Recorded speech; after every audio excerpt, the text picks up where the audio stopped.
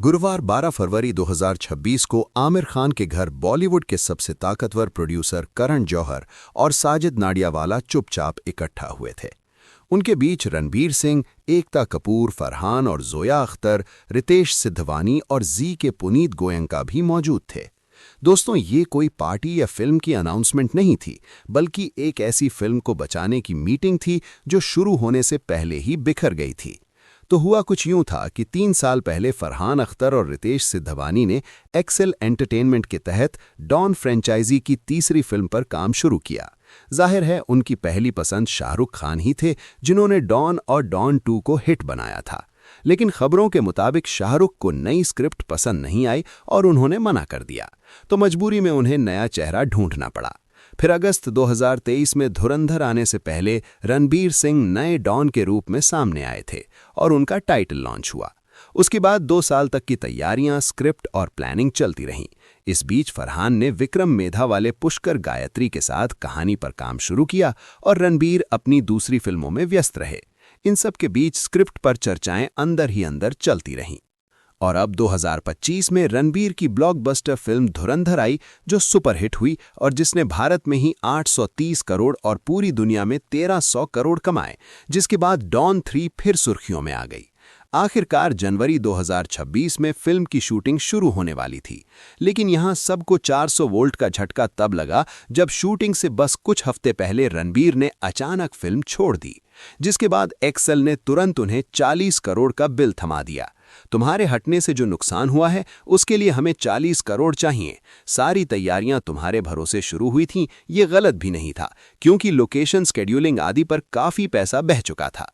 लेकिन बात यही नहीं रुकी। एक्सेल वाले बिरला स्टूडियोज तक भी पहुंच गए, जो रणबीर की फिल्म प्रलय को फंड कर रही है, और कथित तौर पर उन्होंने कहा, देखिए, जब तक ये मामला सुधर नहीं जाता, आप इस पिक्चर की फंडिंग और शूटिंग रोक दीजिए। मतलब एक तरफ 40 करोड़ की भारी भरकम मांग, ऊपर से दूसरे प्रोड्यूसर्स के साथ उनकी फिल्म को रोकने की कोशिशें और प्रोड्यूसर गिल्ड का दबाव। ऐसा लग रहा था जैसे रणबीर का एक फिल्म से बाहर निकलना उनके पूरे करियर की लाइनअप पर भारी पड़ सकता है। लेकिन अब ये जानने से पहले कि रणबीर सिंह ने पलटवार कैसे किया और ये लड़ाई आगे कैसे बढ़ी, खबरों के मुताबिक रणबीर ने मामले को शांत करने के लिए बस कुछ रकम देने की पेशकश की थी, मगर 40 करोड़ की मांग को ठुकरा दिया, ये कहते हुए कि मैंने कोई एडवांस नहीं लिया, इसलिए मेरी कुछ भी वापस देने की जिम्मेदारी नहीं बनती। बाद में रणबीर और फरहान की 2 घंटे लंबी मीटिंग भी हुई, लेकिन उससे भी कोई हल नहीं निकला। तब जाकर प्रोड्यूसर्स गिल्ड ऑफ इंडिया आगे आए, ताकि मामला बड़े कानूनी विवाद में न बदल जाए। सबसे पहले साजिद नाडियावाला समेत सीनियर प्रोड्यूसर्स के साथ बंद कमरे में बैठक हुई। फिर 7 फरवरी को मुंबई के ताज लैंड्स एंड में एक और लंबी बैठक हुई, जिसमें आमिर खान, सिद्धार्थ राय कपूर, रमेश और कुमार तौरानी समेत कई बड़े नाम मौजूद थे। जिस मीटिंग में रणबीर ईमेल और व्हाट्सएप चैट से भरा पूरा कच्चा चिट्ठा लेकर पहुंचे और फिर शुरू हुई शब्दों की जंग। सालों तक काम करने के बाद भी इनकी पूरी स्क्रिप्ट तैयार नहीं थी। अख्तर फीडबैक भी नहीं लेते और बाकी कामों में व्यस्त रहते हैं। रणबीर ने यह भी आरोप लगाया कि एक्सेल का तो किसी और स्टार, शायद ऋतिक रोशन को लेने की भी तैयारी थी, और उन्हें तो सिर्फ धुरंधर की सफलता के बाद ही दोबारा संपर्क किया गया। ये संभव भी लगता है, क्योंकि हाल ही में सितारों की बढ़ती डिमांड जैसे कई वैनिटी वैन और पर्सनल स्टाफ का खर्चा प्रोड्यूसर्स के लिए सिर दर्द बन जाता है। इंडस्ट्री में प्रोड्यूसर्स के बीच काफी बेचैनी बढ़ चुकी है। यह भी हो सकता है कि एक्सेल को लगा हो कि रणबीर काफी महंगे साबित होंगे, इसलिए उन्होंने दूसरी तरफ नजर डाली। लेकिन धुरंधर की सफलता के बाद उन्होंने उसकी रफ्तार का फायदा उठाने की सोची। वैसे बाद में ऋतिक रोशन ने इन सभी दावों को नकार दिया। मैं क्लियर करना चाहता हूं कि मुझे डॉन 3 के लिए कभी अप्रोच नहीं किया गया। इस तरफ रणबीर ने संजय लीला भंसाली की बैजू बावरा का भी उदाहरण दिया, जहां उन्होंने 1 साल की तैयारी की, लेकिन फिल्म बाद में बंद हो गई, जिस पर फिर फरहान और रितेश ने पलटवार किया। सब झूठ है। रणबीर तीसरी पीढ़ी के डॉन को निभाने के लिए एकदम तैयार थे और उत्साहित भी थे। स्क्रिप्ट भी समय समय पर शेयर की गई थी और उन्होंने मंजूरी भी दी थी।